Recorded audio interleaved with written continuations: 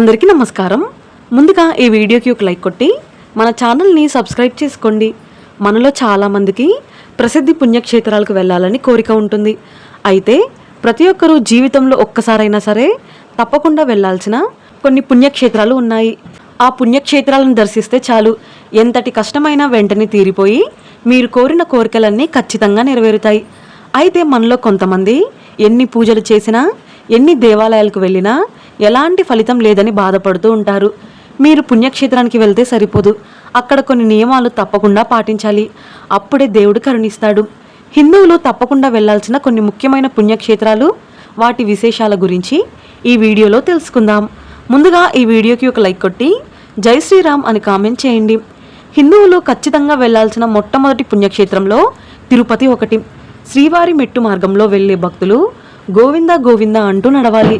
తిరుమలకు వెళ్ళగానే చాలామంది నేరుగా శ్రీవారి దర్శనానికి వెళ్తారు, కానీ అది చాలా పెద్ద తప్పు. మొదటిగా కొండ కింద ఉన్న తిరుపతిలో శ్రీ కపిలేశ్వర స్వామిని దర్శించుకోవాలి. తిరుపతికి వెళ్ళే హక్కు కపిల తీర్థ దర్శనంతో వస్తుందని మన పురాణాలు చెప్తున్నాయి. అలాగే కొండపైకి వెళ్ళగానే వెంకటేశ్వర స్వామిని దర్శించుకునే ముందు కొండపైన మొదటి దర్శనం శ్రీ భూ వరాహస్వామిని ఖచ్చితంగా దర్శించుకోవాలి. వరాహస్వామిని దర్శించుకున్న తర్వాతే వెంకటేశ్వర స్వామిని దర్శించుకోవాలని సాక్షాత్తు ఆ శ్రీవారి నిబంధన పెట్టారట.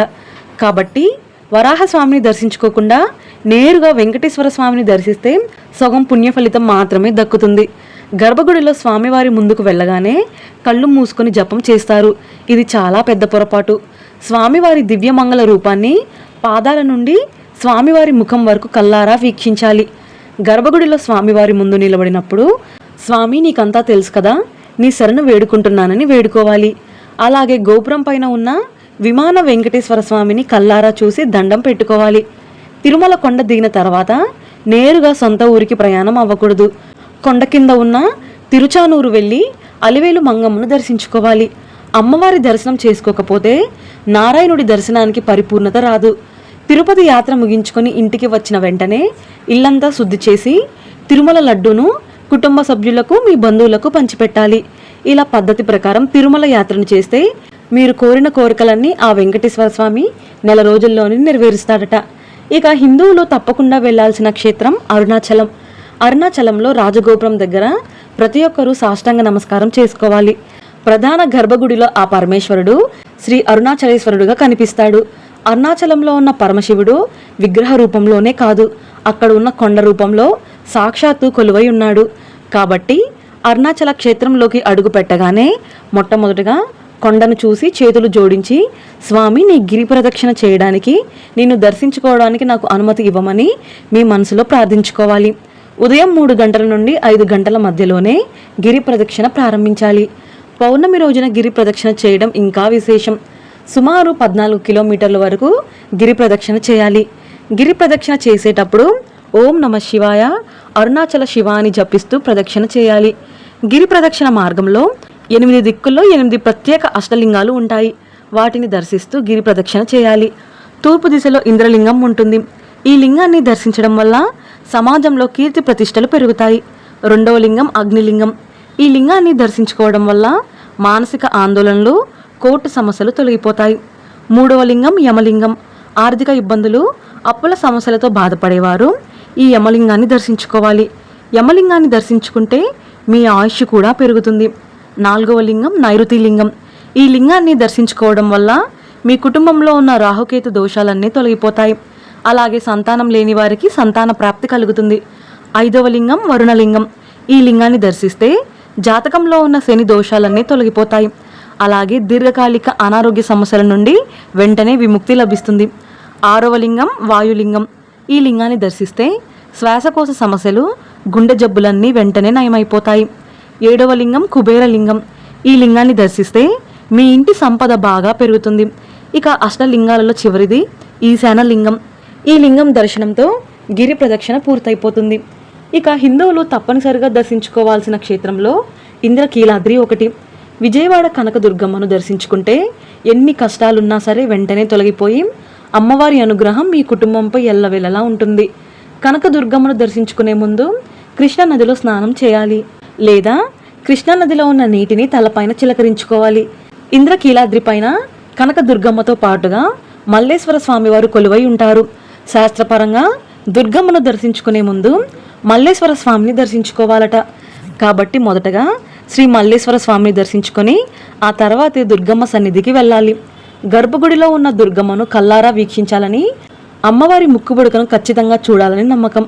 వివాహమైన స్త్రీలు దుర్గమ్మ దగ్గరకు వెళ్ళేటప్పుడు పసుపు కుంకుమలు, ఎరుపు రంగు జాకెట్ ముక్కను తీసుకువెళ్ళి అమ్మవారికి సమర్పిస్తే స్త్రీలకు దీర్ఘ సుమంగళి యోగం సిద్ధిస్తుంది. కృతయుగంలో అమ్మవారు ఉగ్ర రూపంలో ఉండేవారట.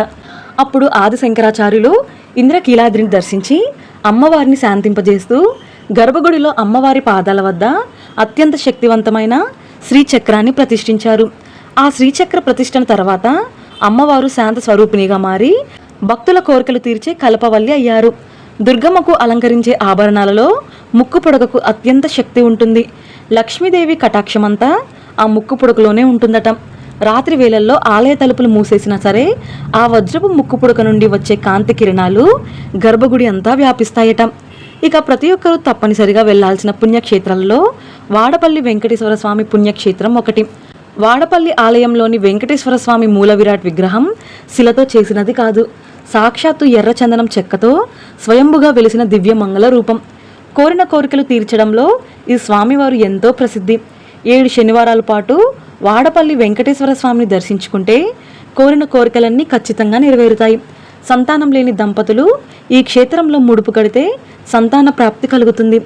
అలాగే ప్రతి ఒక్కరూ ఖచ్చితంగా దర్శించాల్సిన పుణ్యక్షేత్రాలలో భద్రాచలం ఒకటి. ప్రపంచంలో ఎక్కడైనా సరే రాముడు 2 చేతులతో ధనస్సు పట్టుకొని కనిపిస్తాడు. కానీ ఈ భద్రాచలంలో మాత్రం స్వామివారు 4 చేతులతో శంకు చక్ర ధనుర్బాణాలను ధరించి సాక్షాత్తు విష్ణు స్వరూపంగా దర్శనమిస్తారు. ఇక్కడ సీతమ్మ వారు స్వామివారి ఎడమ తొడపైన కూర్చొని ఉంటారు. ఇలాంటి విగ్రహ రూపం మరెక్కడా ఉండదు. ఇక్కడ ఉండే మూల విరాట్ విగ్రహాలను ఏ శిల్పి చెక్కలేదు. ఇవి కొండపైన దానంతటా అవే వెలిసిన స్వయంభు శిల్పాలు. కాబట్టి ప్రతి ఒక్కరూ భద్రాచలంలో ఉన్న సీతారాములను దర్శించుకోండి. అలాగే ప్రతి ఒక్కరూ ఖచ్చితంగా శ్రీశైలం మల్లికార్జున స్వామి వారిని దర్శించుకోవాలి. శ్రీశైలాన్ని సాక్షాత్తు భూ కైలాసంగా భావిస్తారు. ఈ కొండపైన అడుగు పెడితే చాలు సకల పాపాలన్నీ తొలగిపోతాయని, శ్రీశైల శిఖరాన్ని దర్శిస్తే పునర్జన్మ ఉండదని శాస్త్రాలు చెబుతున్నాయి. అలాగే సింహాచల నరసింహస్వామిని ప్రతి ఒక్కరూ దర్శించుకోవాలి. ఈ క్షేత్రంలో ఉండే స్వామివారు వరాహ లక్ష్మీ నరసింహ రూపంలో కొలువై ఉంటాడు. ఈ గుడిలో ఉండే నరసింహస్వామి విగ్రహం నుండి అధిక వేడి వస్తూ ఉంటుంది. కాబట్టి స్వామివారి విగ్రహానికి ఏడాది పొడవునా చందనం పూస్తూ ఉంటారు. ఇలాంటి ప్రసిద్ధి పుణ్యక్షేత్రాలను ప్రతి ఒక్కరూ దర్శించి దేవతల ఆశీర్వాదాలను సులభంగా పొందండి. మీరు ఈ క్షేత్రాలను దర్శించారా లేదా అని కామెంట్ రూపంలో తెలియజేయండి. ఈ వీడియో మీకు నచ్చితే లైక్ చేసి సబ్స్క్రైబ్ చేసుకోండి. జై శ్రీరామ్.